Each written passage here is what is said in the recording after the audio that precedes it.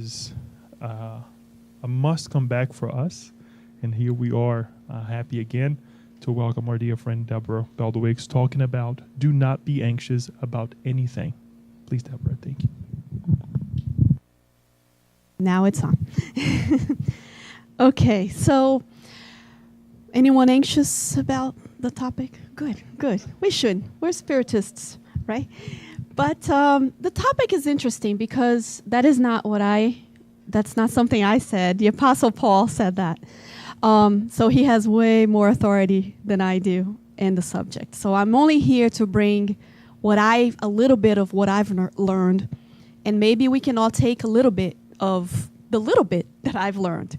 And I think we all go through anxiety. We all go through anxious times. We wouldn't be human if we didn't.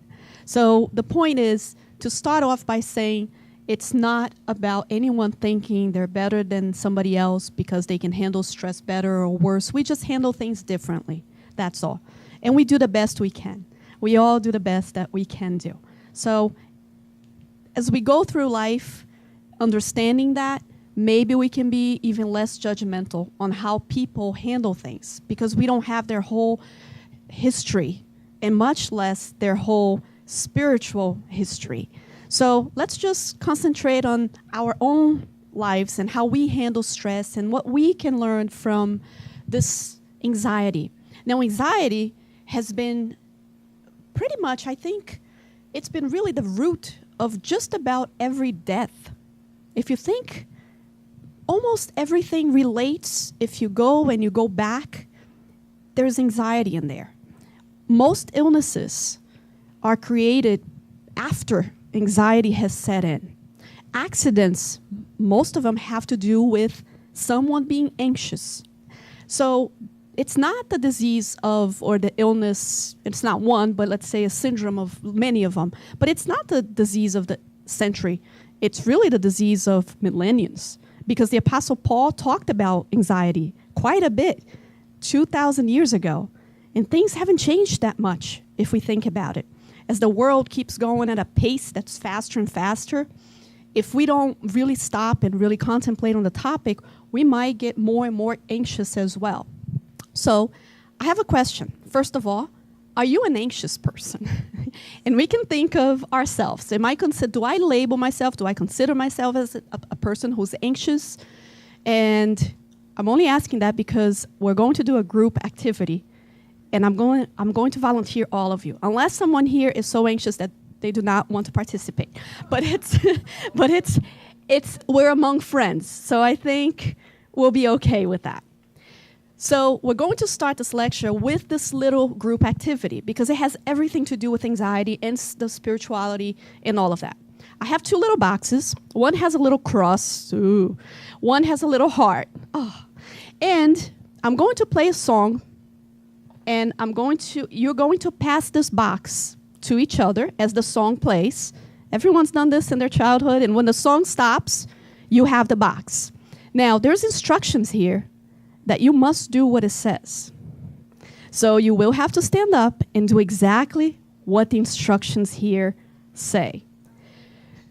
Okay? So we're going to start in a way that I won't know where the box will stop. I won't look at you guys. So we have two boxes. This is the first, so you just keep passing on to each other. I'm going to put a little song, and let's try to relate the little song and pass on the boxes when it starts. And when it stops, there you go.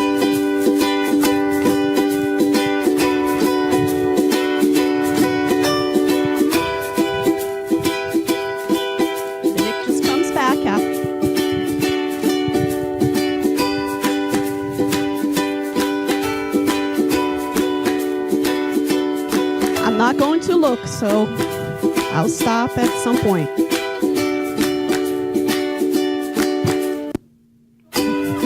Okay, somebody has it? Okay, you don't do anything yet. Okay, hold on one second, because now we have the second box.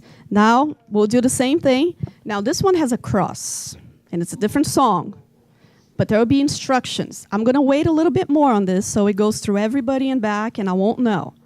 Okay?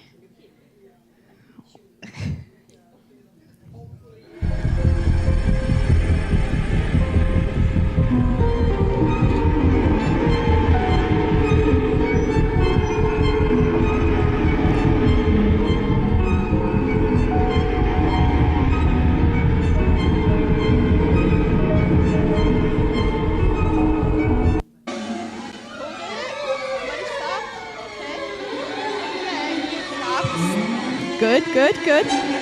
So now, oops, okay. So we have two people with two boxes, right? Who were the two people? Okay.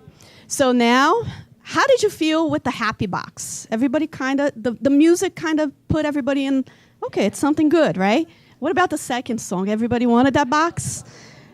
Nobody did, right? So the second box brought a little more anxiety than the first box, and it had to do with the cross, maybe, and the song, maybe, the type of song. And I never said it was a bad thing, right? I just said it had something. So can you guys stand up and say what the instructions are and do exactly what it says? You can both do it even together.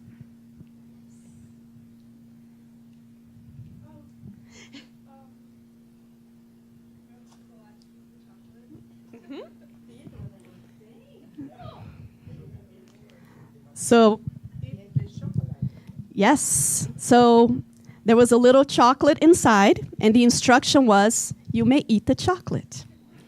So I just need the boxes after. You can keep the chocolate.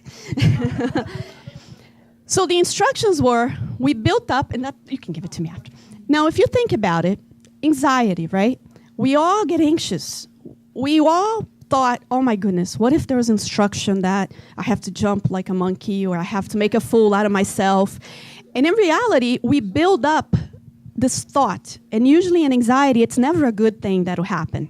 And someone's already eating their chocolate, so that's a good thing. But in anxiety, that's what it is. We already have this thought of how things will end up, and it usually doesn't go to a good place. But in Spiritism, it's not very different. We already have it all programmed. We already have it all planned. We already have a spiritual guide that devoted our entire incarnation for them to watch and to help us and to be there to guide us. Things are okay. Things are all going to be all right. But with our, and we're going to talk about it, but with our lack of much times is about faith. With our lack of, it's going to be okay. I might go through some tough patches, but it'll be all right. The instructions is do the best you can. And in the box, usually there isn't a chocolate. And we're going to, and this beautiful law of cause and effect will pretty much dictate how we're going to encounter, what situations we're going to encounter in life. So as we move on, okay, no, that's not moving on. No, okay. This is insisting here, Daniel. Okay, now I'm going to the next one. Okay, so of course our body, and somebody could have gotten their hands a little sweaty, their eyes kind of get a little, oh no, dilated. And that's a common response. That's a normal physiological response, that fight or flight that we all heard about it. It's really about, back in the day we see, do we fight or do we flight? When we're prepared, when we're sure, when we're certain, when we have this confidence, that a lot of times with the knowledge, we will deal with it. It's not so much in fighting, but it'll be a lot better to deal with the situations. But sometimes we need to hide. We need to run. We have to put it in the back burner. This is not something that should be dealt with now. Either way, our body will respond because it'll prepare us for a situation that we perceive as dangerous. The problem is everything dangerous? What if we live our lives thinking that everything is risky, everything is a problem, everything will cause some kind of harm to us? And that is when the illnesses also will get closer to us because our immune system can't deal with living in a constant state of alert. And that's what we do more and more because of what ifs. How many people here think of what if this happens? What if I lose my job now? What if my kid doesn't get into this? Or we live in a world of what ifs. There is, of course, alternative to living what ifs. Now, I like this cognitive triad of anxiety.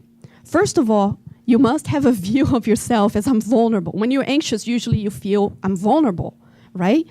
Then you have this world view, and you say the environment is hostile, so there is danger around. And then the view of the future, it's kind of uncertain. I don't know what will happen. So everyone here today feels pretty safe. I mean, there's no environment is fine. Everybody's safe. We are all pretty certain we'll make it to our car and get home tonight. So there is no immediate danger.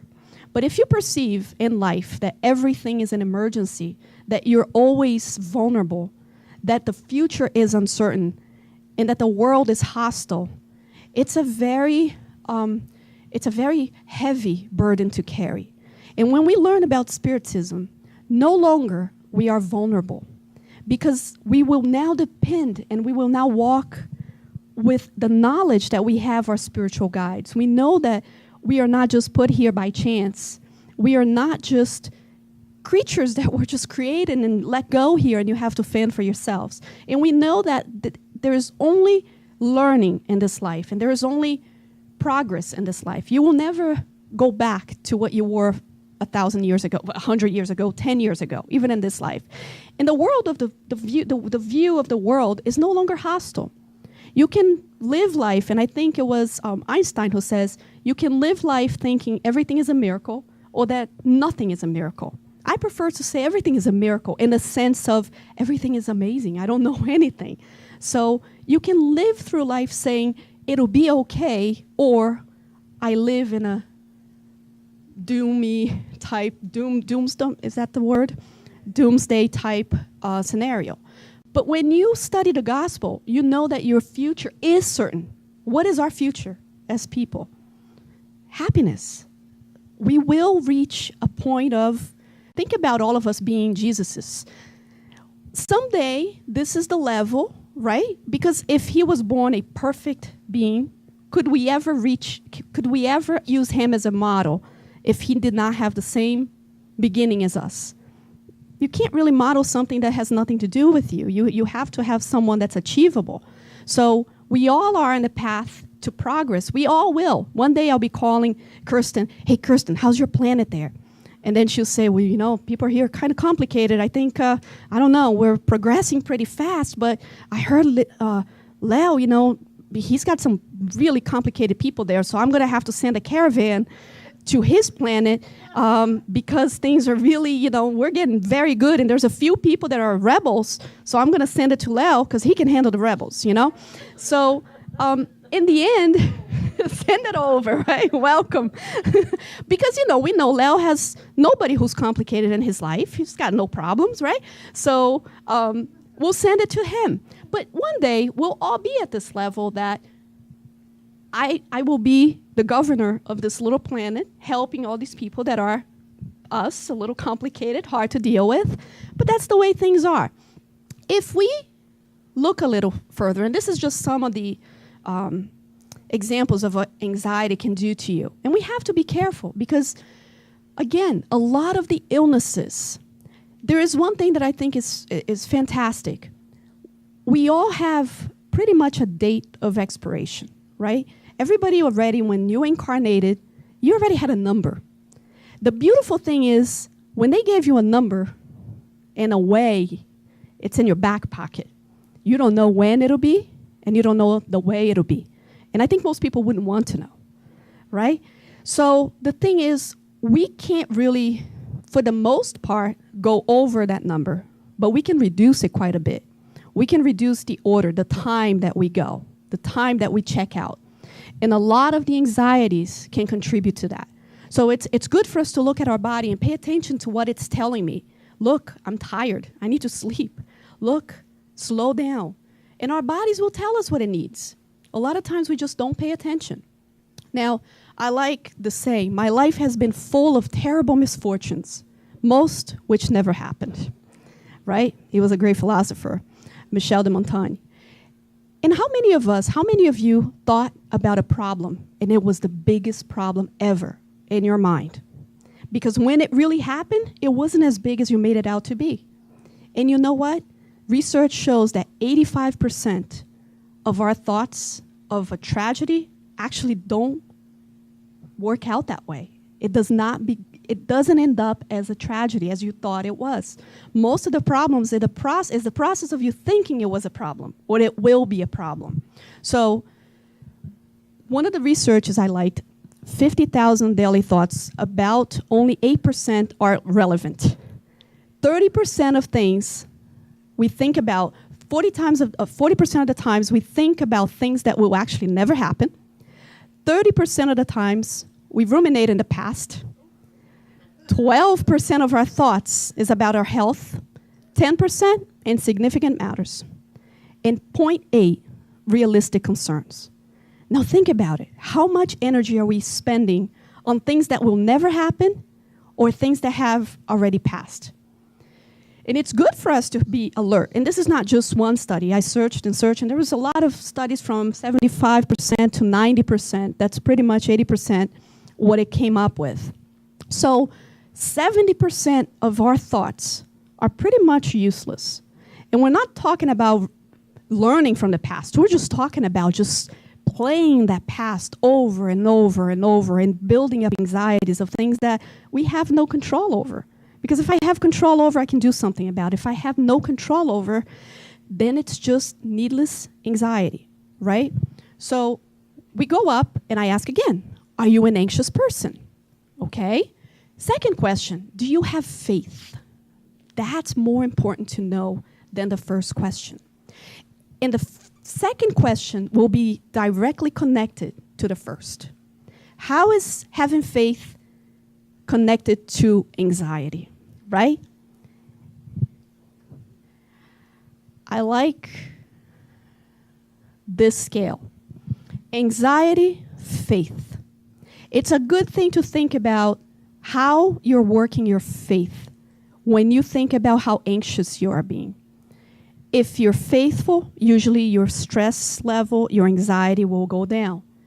If you are anxious, you most likely are not working on your own faith, on the trust. What is faith? What do you guys think? And everybody has a different answer, and there is no precise answer. But if you think about it, what is faith? Who wants to share like what they think? What is faith? Trust. Good. Any other kind of words? Belief. The best, I guess, definition that I thought was trust and surrender. Now, when you trust, you know, I can trust.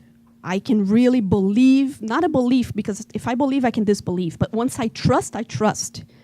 But I also have to surrender. If you trust but you don't surrender, you're still with a foot up there and another up here. And you can't surrender without trust. Who's done that thing where that exercise where you have to, right, let yourself go, and you have to trust and you have to surrender. Except that in our lives, it's not a person that's our backup. It's really God. It's really this faith that we have to work, and we have to work on faith. Sometimes we may look at someone and say, this person has so much faith, their faith is so strong that I wish I had it. Well, one out of two. Either that person has worked their faith better than you have, or they have lived so much longer than you have. And then we don't have to worry about it. We don't have to compare it. We just have to work our own faith.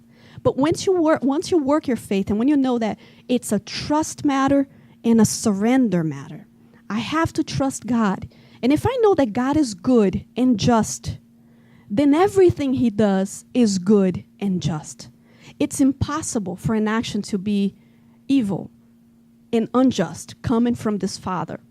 So, do I really have reasons to be anxious if God is good and if he's just? You must trust and you must surrender. So when you have that element, when you start surrendering your problems, when you don't have control over them, I have control over my car. I have control over checking the tires. I have control over checking the brake fluids and all of that. But I don't have control over other drivers. So once I say, okay, what can I control in this situation? I can control pretty much bringing my car to a mechanic and making sure it's all checked and there's no problems with the machine itself. I can control my attention span while I'm in the car, but I can't control other drivers. And if I won't leave my driveway because I am so anxious about the other drivers, I'm also missing an opportunity to exercise faith because I don't have control over the other drivers.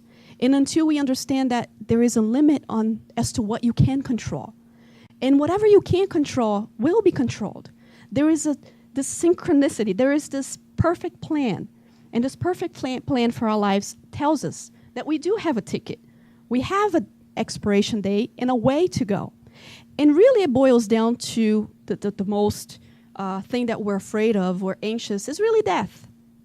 Public speaking is on the top there. It's usually the second one on the line. So public speaking, I mean, I give people a lot of credit to come up and speak in the public because all eyes are on you, all the criticism, and we're afraid of really rejection. It's not even the public speaking part, it's the rejection part. Nobody likes to be rejected. So it's better to not put yourself out there than to put yourself out there and get who wants to get those on Facebook? I don't think they have those yet, but thank God, right? So we have these, but we don't have these, and I hope it stays that way. So, but when we surrender and we say, I will not be under control everything. I can't control it all. I have to allow a higher being than myself. I have to surrender that there is something that is in control. And when we say there is a governor, and Jesus is the governor of the planet Earth, he's not the governor here in the White House. He's not the governor in Brasilia. We don't have to worry about these governors as much as we have to have faith in this one governor. And of course, we have to take part in the world. Of course we do. But we do have to trust that there is a governor. And there is a much higher governor than we have to worry about politics right here. There is a governor, and he has everything in perfection. The sun is not 1 degree more or less. It's in its perfect location. He's got everything under control, and we have to trust and we have to surrender to this knowledge that he is in control, even though sometimes we don't really believe that there is someone watching over us. Again, if we look and the view of myself is, I am not a vulnerable person.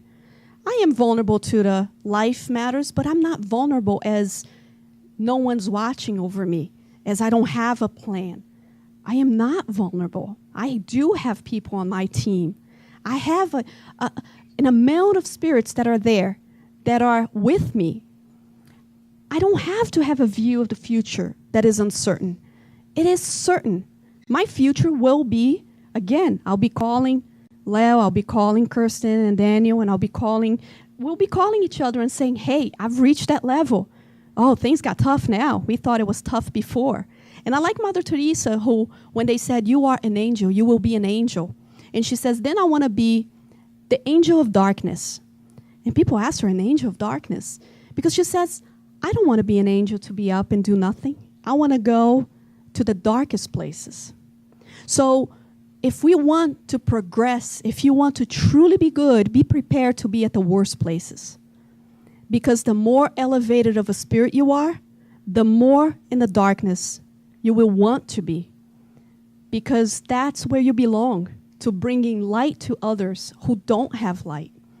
So we have to prepare ourselves to understand and learn to deal with the anxiety that is around us, the faith and the surrender that we have to exercise every day, to say, who knows that psalm? Even if I walk through the valley of the shadow of death, I will fear nothing.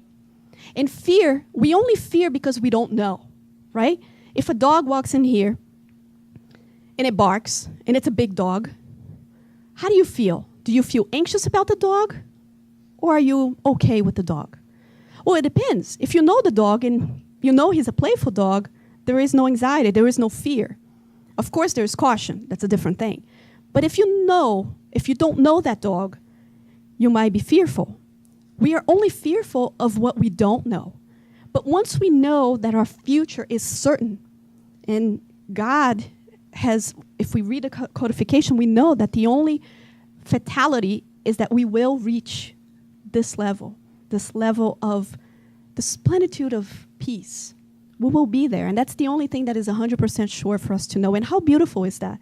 To know that we progress every day, that we will be happier and happier. And being happier doesn't mean to be, I always figure, heaven with little angels playing harp. I don't like harp, eating grapes all day. And I'm like, that's not my vision of heaven. But to the real saints, their vision of heaven is them being able to go to the darkness. So Let's think about that. We're not vulnerable. We don't need to have this view of the world as a hostile place, but as a school, as a church, as an educator of a planet. And then we go and we read again from Paul. Do not worry. Therefore I tell you, do not worry about your life, what you will eat or drink, or about your body, what you will wear. Is not life more than food, and the body more than clothes? Look at the birds in the sky. They do not sow or reap, or store away in barns, and yet your heavenly Father feeds them. Are you not much more valuable than them? Can any one of you, by worry, add 1 hour to your life? So why not worry about your clothes? See how the flowers of the field grow. They do not labor or spin. Yet I tell you that not even Solomon in all his splendor was dressed like one of these. If that is how God clothes the grass of the field, which is here today and tomorrow is thrown into the fire, will he not much more clothe you, you of little faith? So do not worry, saying, what shall I eat? What shall we drink? Or what shall we wear? For the pagans run after all these things, and your heavenly Father knows that you need them. But first, seek his kingdom and his righteousness, and all these things will be given to you as well. So if you think about it, all that we talked about it before goes back to the same word, faith. When we go to this very first, therefore I say to you, do not worry about your life. Now, does it mean that you can worry a little bit, a lot, some things? It says do not worry about your life. Do not worry about your life. What you will eat or drink, not about your body, what you will put on. Is not life more than food and the body more than clothing? And a lot of times it gets misunderstood by, should we not work then? Just don't worry about it. Things will just come up from heaven and feed me. That is absolutely not what it means. And the Spirit's book will bring a question that has everything to do with that. When Kardec asked, has God, while giving to man the desire to live, always furnished him with the means of doing so? Yes. And if man does not always find them, it is because he does not know how to avail himself to the resources around him. God could not implant in man the love of life without giving him the means of living. And he has accordingly endowed the earth with a capacity of production sufficient to furnish in all inhabitants the necessities of life. It is only what is necessary that is useful. That which is superfluous is never useful. So that has a very, very, very profound teachings on us. Most of the times we worry about material things is about the extras. It's not about the necessities. Every time that we worry about, will I have this new car? It's because you already have a car. If you worry about a certain type of clothes, it's just an extra pair of clothes. I have 2 feet, yet I have about, I don't want to tell you how many shoes I have, but the necessity will always be given to you. There is always plenty for all, if all use the plenty that is here without selfishness. You see why selfishness and pride are the most evil things that we have. If we are not selfish, there is enough for all. And once we want the extras is when the anxiety will also build. There is no need for that. And then we go to the next little part. Look at the birds in the sky. They do not sow or reap. They gather nothing into barns, yet your heavenly Father feeds them. Are you not more important than they? If we pay attention, our spirit has been through, not that they are animals or vegetables or plants or any of that, but we have passed through all of those different parts as this universal, let's put the word spirit, which is not, but this universal fluid, cosmic fluid. And we have passed through all of this. So if we are progressing, are we not going to be looked more intimate, more as you will be taken care of? Again, 7:19 now, it says in the Spirit's book, is it blamable in a man to seek after the comforts and enjoyment of corporal life? The desire of corporal well-being is natural to men. God only prohibits excess. because excess is inimical to preservation. He has not made it a crime to seek after enjoyment if that enjoyment may be not acquired at another's expense. And if it is the riot of nature, if it is be right of a nature to weaken either your moral or your physical strength. Now, how many of us sometimes work until we can't work? How many of us work our brains until we can't even think? How many of us just take our body to a level that is not prepared? It's not made for that. It's different times.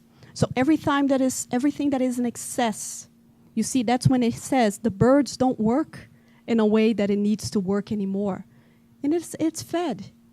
Why are we so worried about the excesses? Is it okay to have nice things? Of course it is.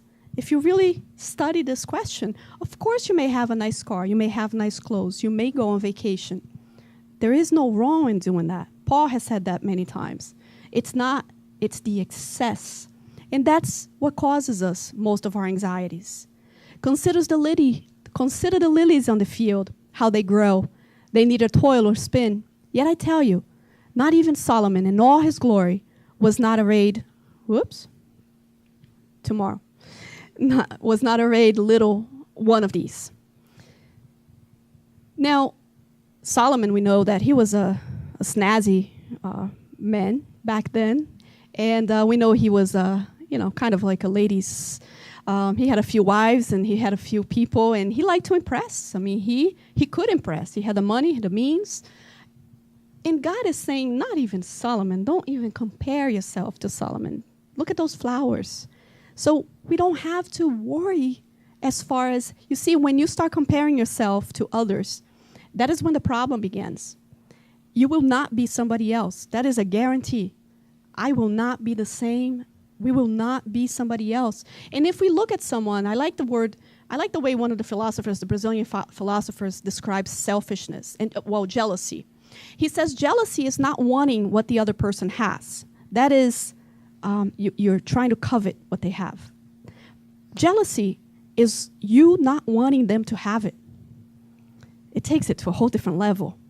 And a lot of times, if I am jealous of what that person has or what they look like, I am discrediting everything that I am. I am not having this faith that my Father is perfect. Women don't have any problems with looking at themselves in the mirror and saying, I am perfect, beautiful, right? We don't. But why is it so easy to open a magazine and say, I wish I looked like that person? There is no need to comparison, to look at someone else. I always told my husband, I said, do not compare me. I will not ever meet up to anybody's ex or future expectations or how they are. I am me. I can only better myself, but I can't live up to somebody else because I'm not somebody else. So we got married and it worked out because, hey, you will be me. This is me. This is the best version that I've ever been. It's never been a better Deborah. And I'm telling you, it's a pretty still, in the works. Very, very rough draft. But that's okay because we know that someday we will be the best that we really truly can be. But once I compare to somebody else, I'm not being fair to me because I will never be that person. It's needless stress. There is much that seems important only because of the attachment to which individuals cling to them, transforming them into spontaneous slaves. That's from Divaldo Franco. And if you think about it, so much things seem important because you place the importance on that.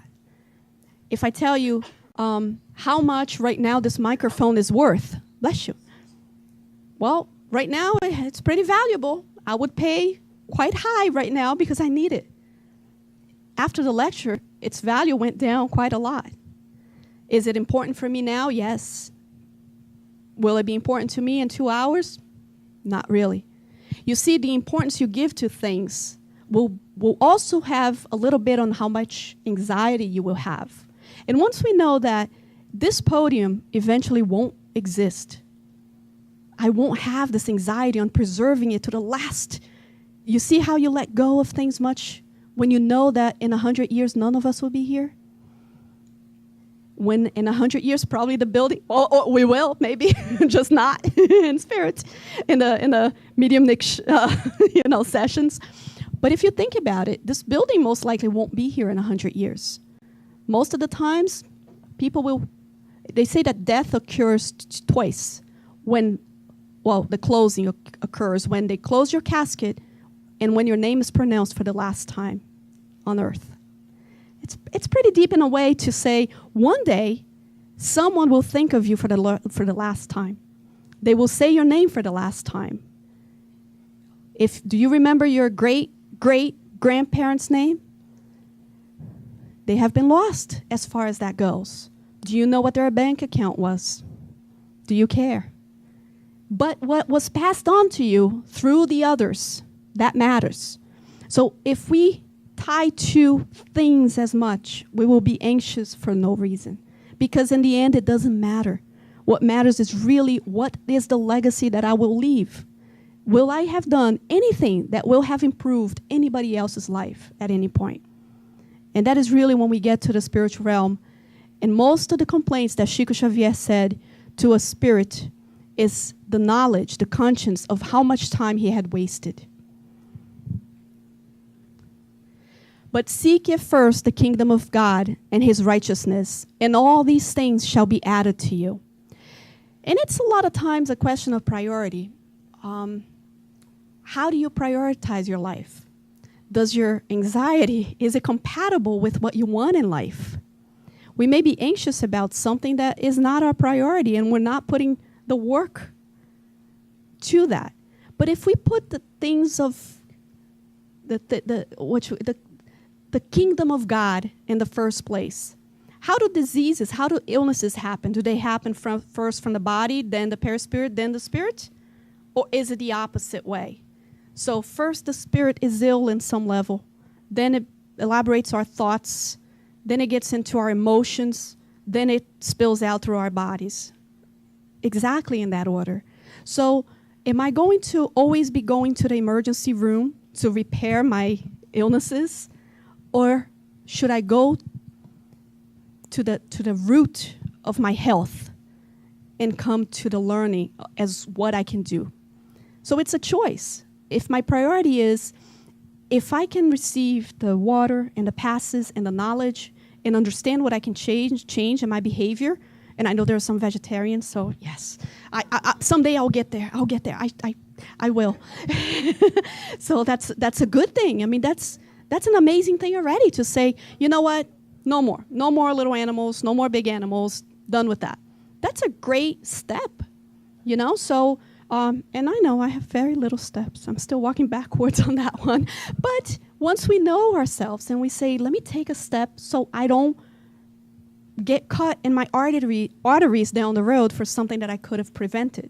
And that goes to the spiritual. So when Matthew says, first, the kingdom, seek the kingdom of heaven, there are 5 books, 5 codification books, that is pretty much the recipe of the kingdom of heaven.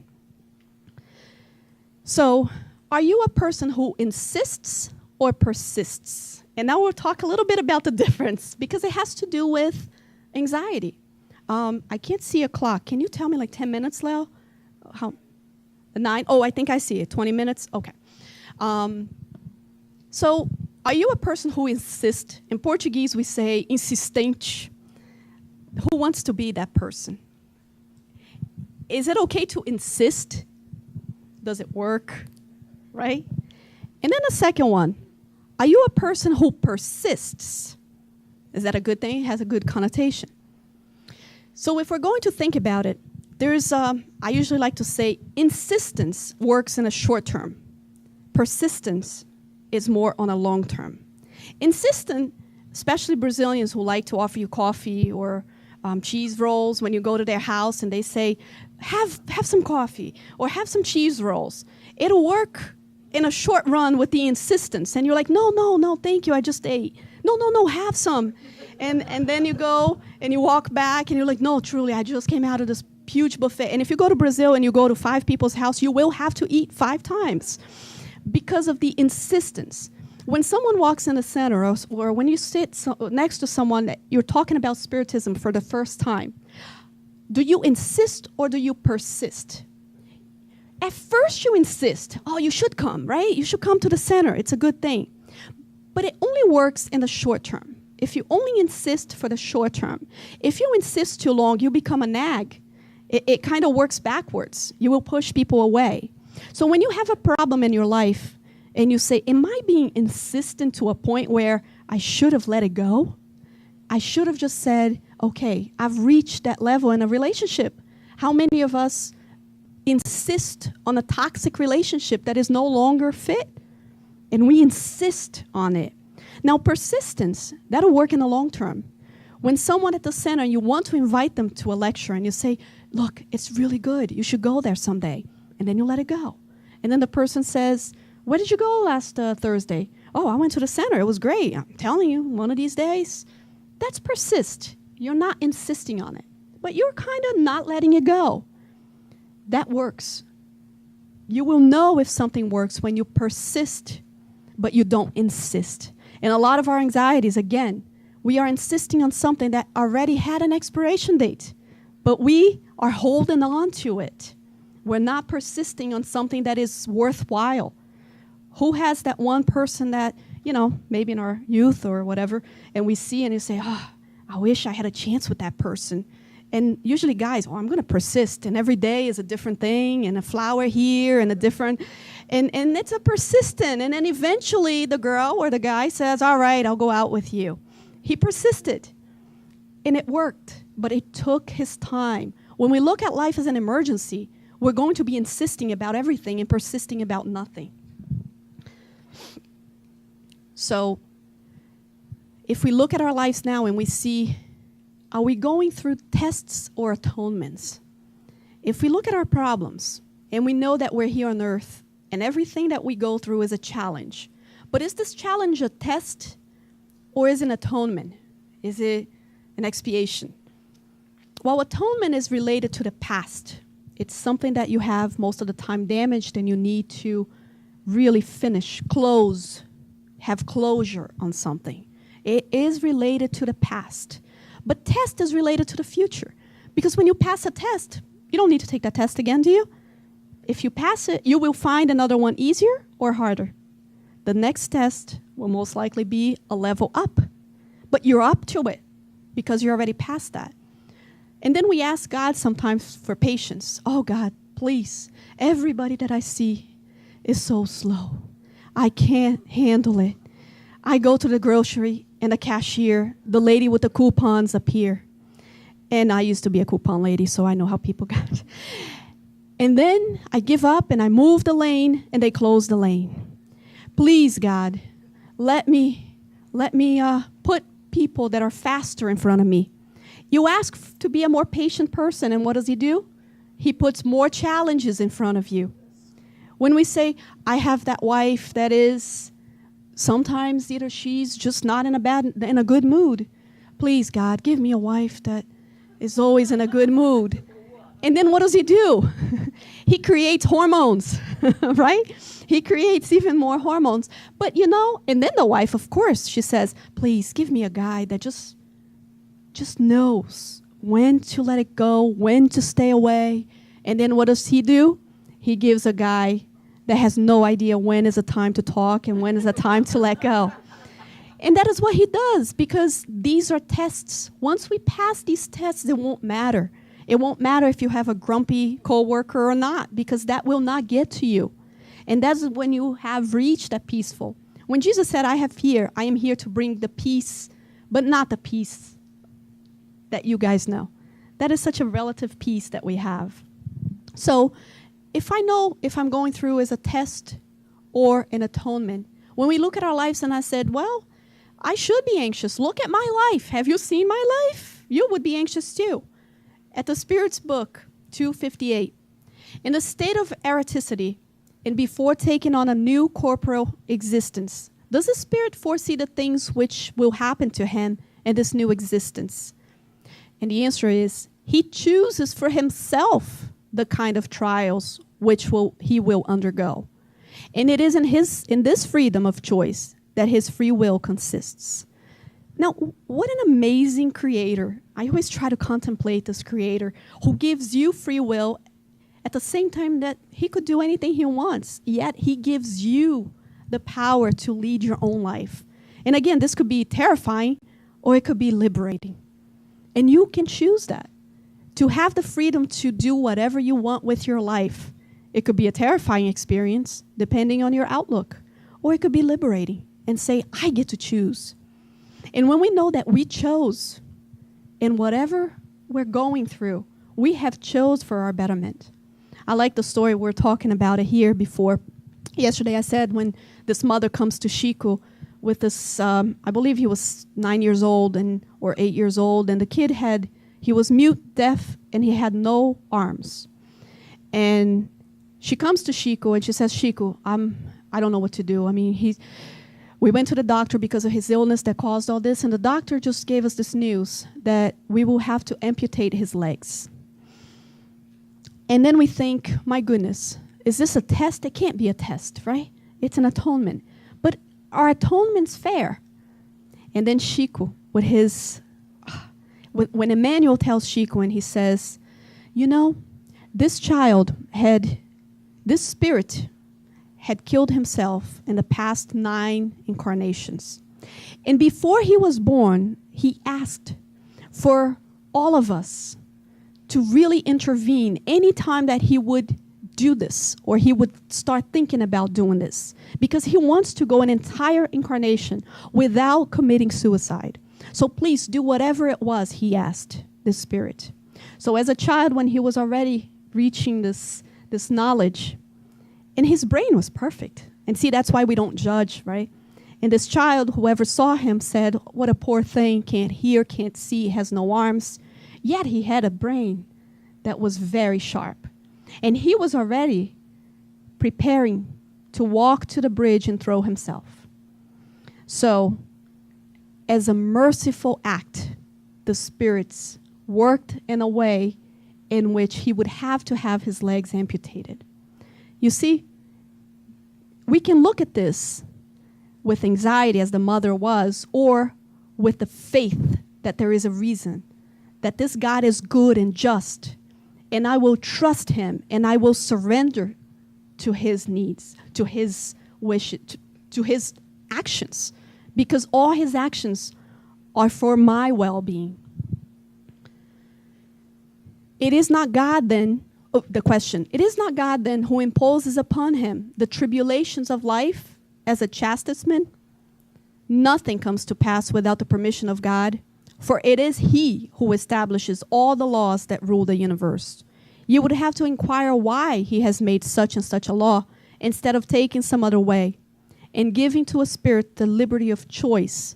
He leaves to him the entire responsibility of his acts and of their consequences.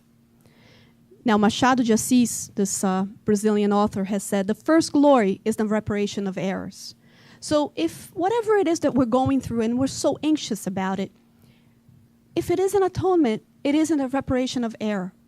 And when you do an apology to someone, when you're going to really apologize, what are the 3 components to an apology, to a real apology? Because usually what we'll do is, I'm sorry, but you got me to that point, right?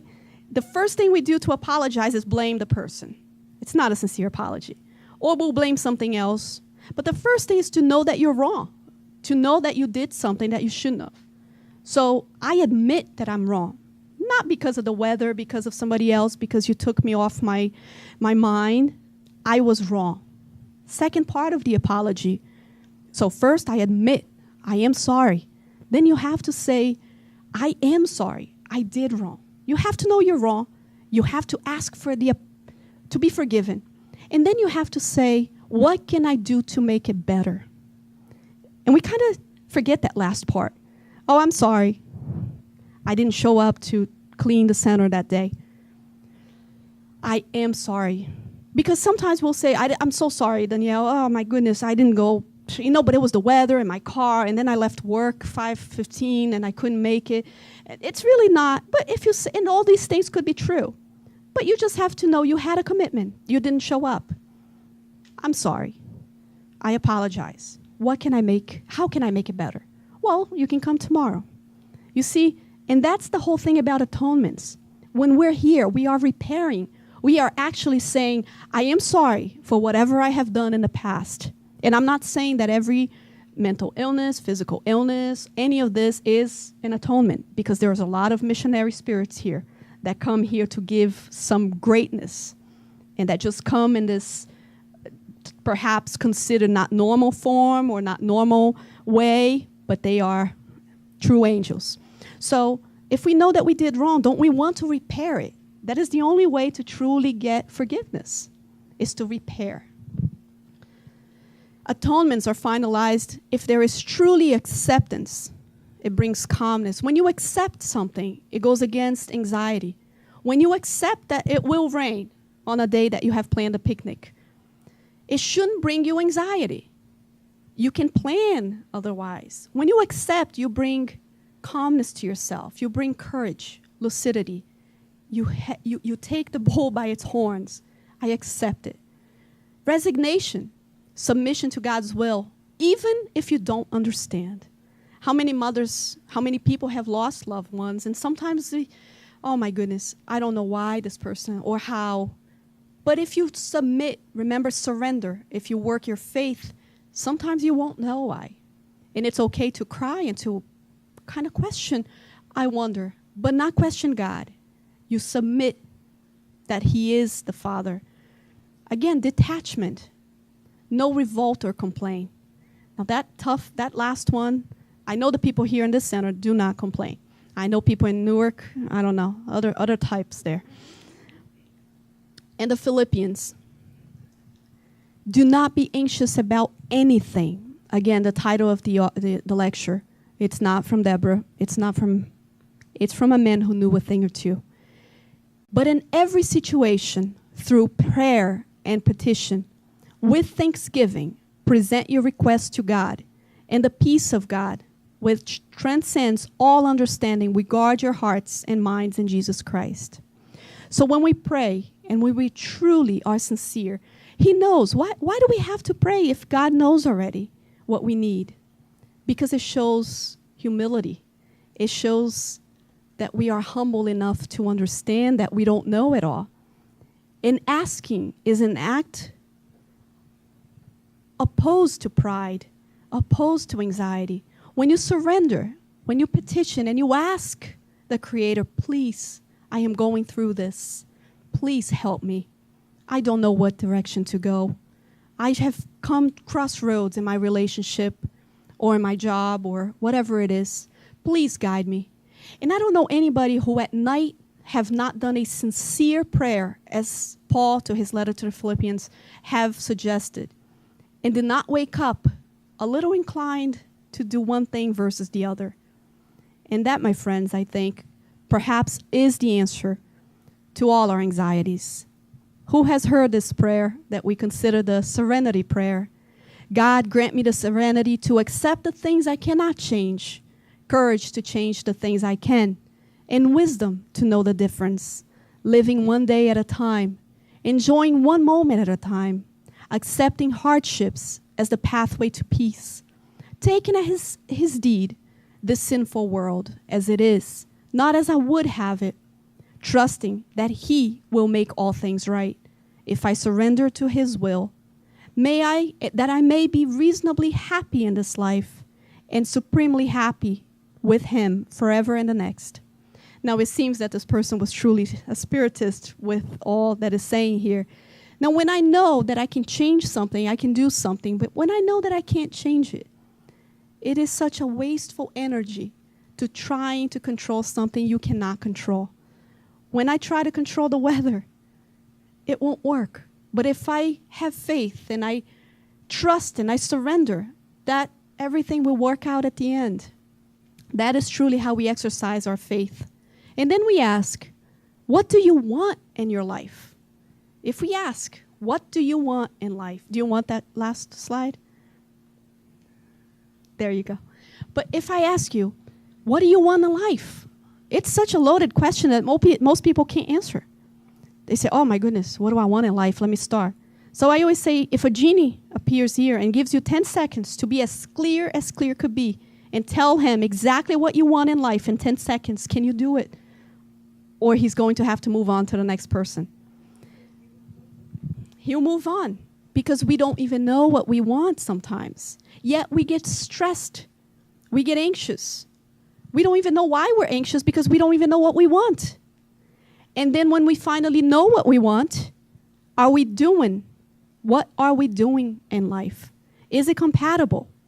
You see, the source of stress, the source of a lot of our anxiety is, I want this, but I'm doing this. And then I stress why I don't have this. If your spiritual world is more important to you than your physical world, yet you spend 90% of your time caring for your physical world than your spiritual world, then there's a problem. There's incompatibility there. That will bring stress. That will bring anxiety. For where your treasure is, there your heart will also be. Every time we wake up in the morning, what are your first thoughts? I always think of this phrase from Jesus. Wherever your treasure is, there your heart will also be.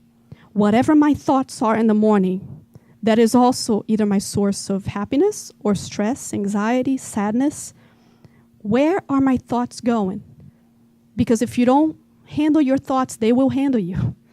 If you don't own your thoughts and you work with them, and sometimes you need help with that, they will make a little puppet of you. And so to finalize, we're going to learn a bit about distressing, not anxious. And what better way to really pay attention to our surrounds, pay attention to what we have. And as we can do this exercise, I'll leave this here until Leo comes back, as it's exactly 9 o'clock, 8 o'clock. And I thank you all very kindly for your time.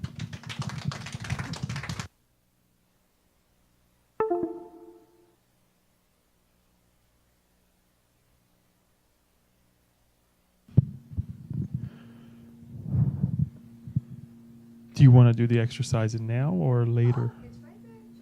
So everybody breathe in. Thank you. If you would like to stand, please do so. We have a couple minutes that we can spend by standing. Daniel. Bless you. I am kind of anxious that I didn't get a piece of chocolate too, but that's okay. I'll pass this time.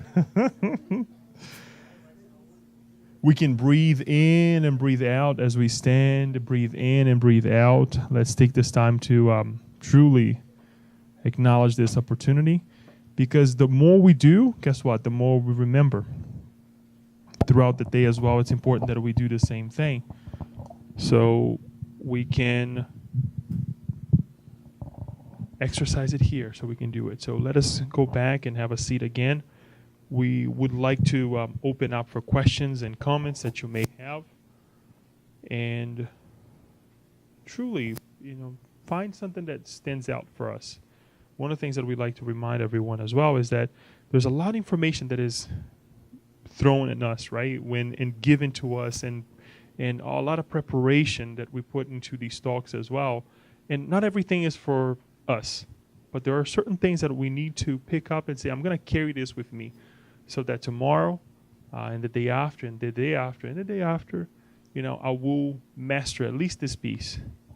Daniel is recording, so we can go back and take the other pieces that we didn't get it, right, later on. But it's important that we do that. So questions that you perhaps have, that Debora will be obviously here to share with us the answer. Yasko.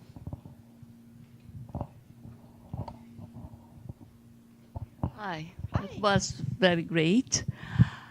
I have some difficulties to put together when you say we should surrender, especially if you think about relationship, because depends on the other person. How much this of surrender is not a denial. I don't want to put my head there. I want just to think it has to be like this, he's going to be like this, and I deny that my situation is getting beyond the expiration date. How can I draw this line? Thank you, and it's so nice to see you again. Well, faith is about trust and surrender to God. So when we think about, can we really have faith on a human being? It's a burden. It's a heavy burden to carry, especially to be able to have someone, when someone says, oh, I have faith in you, it's a heavy burden to have that. Or you make me happy. Nobody can make us happy. Yet when you say, how do we know it's reached that? How do we know it's reached a point where I have to actually surrender that this is God's will, that I cannot insist? And that goes back to insist or persist. Persistence will bring you progress, will bring you calmness, will bring you a confirmation as to what you're doing is right. Insistence will bring friction after a while. Insistence will tell you, I'm trying to fit my foot into a shoe. Yes, a shoe that doesn't fit. I'm trying to put my foot. And sometimes we do that, and it's a heavy burden to carry with ourselves. And I have no control over what others do. But then we go back to God's law of loving others as you love you. Is that compatible with the way others are treating you? Are you loving you by allowing someone to hurt you? That isn't loving you. That is anything but loving you. So sometimes we insist on a relationship that's had its deadline, or I want a degree that I am not compatible. It's not that type of intelligence that I have. Or I want to achieve whatever it is that we are doing. Is it bringing me peace? Is it bringing me closer to God's law? Is it bringing me calmness? And then I'll know, am I insisting or persisting? Persistence usually will give a reward. Insistence usually won't. On a short term, it might work. So you see how acceptance doesn't mean that you have to accept toxicity in your life. That is an acceptance because that goes against God's teachings of loving yourself.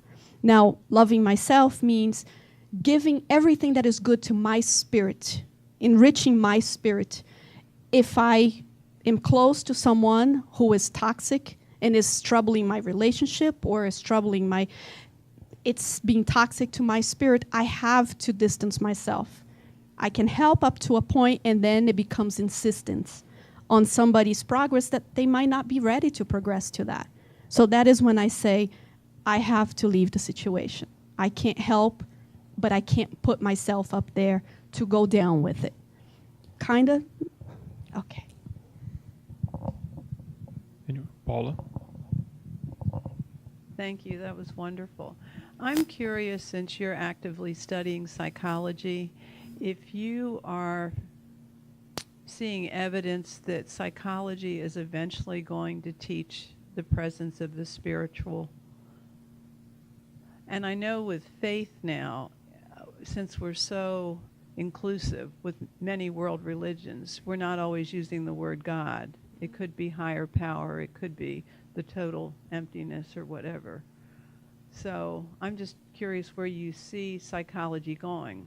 We've had transpersonal in the past, we've had Carl Jung, but we really aren't there quite yet except with this mindfulness movement maybe. I agree. It's still going through baby steps, right? It's still going. I think now with the media and people, more alternative medicine and more people, you know why? Because when we know that something just stops working. And I think it's like Spiritism. Most of us came from different faiths. Very rarely you see Spiritists here that were born into Spiritism. And then it just reaches a level where the answers just don't satisfy us anymore. And I think perhaps that's where psychology is going. It's finally going into a place where this doesn't answer anymore. These labels on a DSM and all of this, it just doesn't work. We're not, and we know who labels. Nobody that has any interest on anything, right?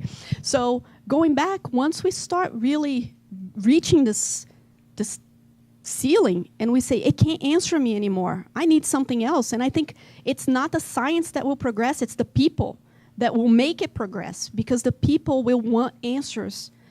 And then the doctors will have to humble down and finally say, I don't know. And once you admit that you don't know, you're obligated, you have an ethical stance to find out, to search. And then I think that's when the pressure will come from the people, when they demand answers that the physical medication, all of that don't satisfy anymore. I think we'll get there. I think finally we're starting to, but we have to speak up more. People come in and they ask me a few things, and then they ask me, they say, what are you? Are you spiritual? And then I say, yes, you asked, so now I can talk about it, you know? And so I think, and we don't have to be afraid. I think there's a lot of people that are afraid to talk about their spirituality. And in Portuguese, I always call, like, espíritas bananas, banana spiritists. It's a form of saying, like, you're kind of like, you know, you're afraid of, and we have to be the first poster children to say, hey, there's something else out there, you know. But I think it's the people. I think baby steps, but yes, I see it. Anyone else? Then I will ask a question. Rather, some kind of help, practical help, in the point that you touched of comparison.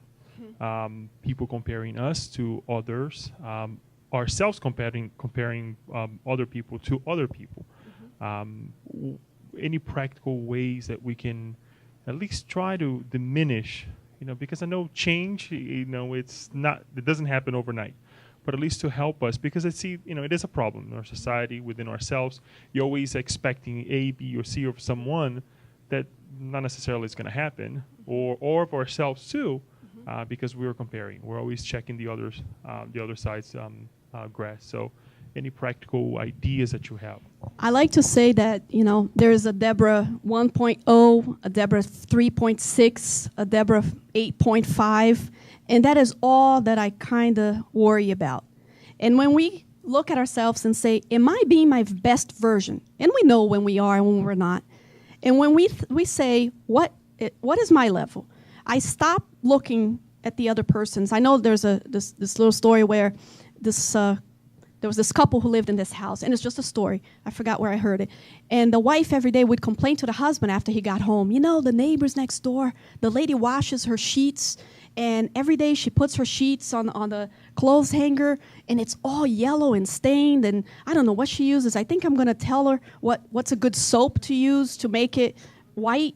And my sheets are nice and white, but look at hers. And every day she would tell her husband. And then one day, her husband comes up, and he brings a soap and water and washes the window. You see, when we stop comparing and looking at other people, I like to say that those people who are always smelling something bad about everything, they should check their own nose, right? So when we look at ourselves, and I always like to say, am I being a Debora 5.0 today, or an 8.5, or she just went down to a 2.4 when she lost it in a parking lot. And it's really a mental thing. When I think about, am I being the best Debora that I can, it kind of takes the focus of, well, how's Lucy's life? And when I understand that my history is completely different than Lucy's, who had children that says, I want to live at Jessica's house. Sometimes we get a child that will say, Mom, I wish Jessica's mom was my mom. Well, I always told my child that, and I would tell her, is your Jessica here? No. Okay. I know last time, right? I said a name and it was right there. But I always told my child, when she asked, and she says, Jessica has the iPhone 10.X or whatever it is now. And I would say, so you want to live at Jessica's? Her mom does this, and her mom buys her whatever she wants. And I said, okay, I'll call Jessica's mom, but you will get everything Jessica has. You can't pick and choose. You will also get Jessica's daddy, Jessica's mom, Jessica's school. And then she says, no, wait a minute. I don't want to move out. So when you compare yourself, you must compare everything. You can't pick and choose. You see, so when you look at somebody's body and, oh, I wish I had their body. Well, you also will get their brain, their husband, their lives, their problems. Do you really want to? And then we stop because we know that we got it good. We know that we're pretty happy. Deep inside, we know we're children of God and we are pretty perfect. So when I start comparing myself, oh, my center doesn't have this. Yeah, but do you want to be that center? No, I still like my center. You see, when you start letting your brain compare yourself, oh, but that center, there's 150 people that go there. Would you change everything that you have in your center for that center? Most of the time, it's a no. Would you change your life for that person's life that you're comparing? Because you can't pick and choose. You see, it's all or nothing. So the minute that we start thinking it's all or nothing, I guarantee you will say nothing. I don't want to change. I'll keep exactly what I have. So with my daughter and my son, I would always do that. And they would, okay, I'm going back to my no phone, That's it. It's either all or nothing. And you can only worry about which version are you being and which one. And we know we can be better or we can't. I've reached, this is Debora on patience. This is Debora on on maybe charity. This is Debora on whatever it is. I know what I am and what I'm capable of. So that's it. Thank you. Yeah. One more? Sure. That's okay. This is just actually a comment, and thank you so much for your talk. I just wanted to share with anxiety and faith. So my son, when he was 2, he started experiencing intense anxiety to the point where when he was in high school, he didn't leave his bedroom except to go to school, and then he would just come home, and he couldn't be apart from my husband and I. It was very intense. And so from between 2 up until now, but especially when he was a little kid, I think what got me through it all was I just had faith, and I just felt like I had to just stick with him. And then the person who's sitting next to me also helped me along the way. But it was also my, what I would say, unshakable faith that I just kept praying that eventually he would be able to leave and to be successful in his life. And then finally, about 2 years ago, he said to me, Mom, I'm not going to let my anxieties define me as a person. Good for So him. Good for him and good for you. And I think it doesn't mean that you won't have anxiety. You just can't, that doesn't define who you are. And we may Right. have so many things, but that is just a piece of Right. him. Yeah. And again, remember, the world is hostile. I am fragile. I'm vulnerable. The future is uncertain. So it could happen to a child. And we know that this child's lived. It's a child now, but it's a very old spirit. Right. So his experiences have been in environments that were hostile, that he didn't feel his future was safe. And I remember I had this one professor. He was an FBI agent, and he said, no, sorry, that was a different comment. This one professor who was talking about autism. And yesterday I had a gentleman whose wife has very advanced Alzheimer's. And I remember on autism, they said, how do I get my child to just understand how much I love him and I can talk to him and he can listen? Because he and again, the husband, do you think that she's listening? Do you think that there's something in there? And we always ask that. And I go back to what Chico said once about autism. And I wish I had talked to this professor, because at the end he says, I wish, again, science would give answers that he was very, he says, we know nothing about autism. We know nothing about, and he says, I wish that there was another answer. And I was about to say about what Chico said, you see? And I said, do I not? And I said, I'm going for it, And then when I went for it, 1,000 other students went for it too. So I never got a chance. But now I always say, Chico always said, talk to them in their sleep. And when Chico said that, he said, remember, in your sleep, you are emancipated. You are now not a child. You don't have autism. You don't have Alzheimer's. You are now free. You can hear, you can listen. You are in a different place. And you can hear very well, not just what the spirits are saying, but what the incarnates are saying. So when Chico said that, talk to people. In your example, let's say if anybody here has a child who has extreme anxiety or has autism or a loved one who has Alzheimer's, maybe we can extend that Chico's little counsel and start saying, what if there's something to that? What if I can talk to this person in their sleep? Because when Chico said with autism, this child does not want to be living. He feels the world is so hostile that he goes inwards. So when you tell him, we love you, you're so welcome, the world is not dangerous, I'm here for you, you are safe. When you say to that child in their sleep, they are listening. And sometimes when they're incarnate, they are not listening. Because now you're limited. All your senses are much less aware. So, good job. Yes. Do you want to help bring it to you? We'll make this the last question. When you say, Deborah, a person that, for example, is in a sort of coma, right? Or it's not in coma, but due to an accident, the person she's like way back, okay, but not really in coma anymore. That would apply the same? Absolutely. The same Absolutely. I had a personal experience with an aunt who was 9 months in a vegetative state. She had no brain waves in Brazil for 9 months. And she now talks to me on the phone from Brazil. Wow. So I'm not saying it's a common thing, and there are those who don't come back. There are those who don't do. But we got to remember, their spirit is free and aware. How do we know the extent of awareness? Exactly. If there is a connection, there is life. There is the spirit connection. And when you talk to someone who's in a coma, there is a very high chance that their spirit is listening. But again, just as in our dreams, we don't remember when we come back. We get a sense of what was said, or sometimes we wake up with, it seems like I was in a certain place, or I met with someone, or same thing with the coma. So a lot of people don't believe that they were listening because they don't remember. But again, when we dream, we don't remember yet. The knowledge was not lost. The information was not lost. It was still registered. So we have to be very careful what we say.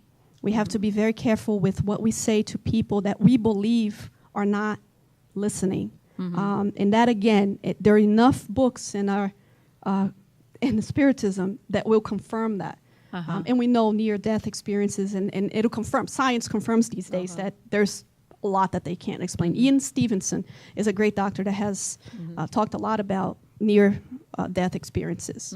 So whatever situation is in, because I know this boy is not in coma exactly anymore. However, he is not having an ordinary, normal, simple life. He is, kind of, I wouldn't say vegetarian, but life, but it's not normal. It's at home. And we don't know how much the spirit is learning through that process. Yeah, most likely it's some learning that he is having, of course. Sure. But so I thought even if you pray, I think even when you pray for him, right? Like making a talk, even if you were not there in presence, but you want to help, you want to contribute. Look, prayers reach. Francis of Assisi, when he was in Patmos Island, he would work, and he was some worker. If you ever read the book on Francis of Assisi by the Spirit of Miramis, there's the story of Francis of Assisi.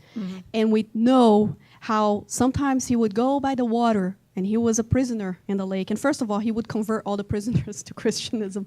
But he would, with his voice, his prayer was so true that he would help churches in different parts of the world by his voice reaching people, and people would hear him as to what they should be doing.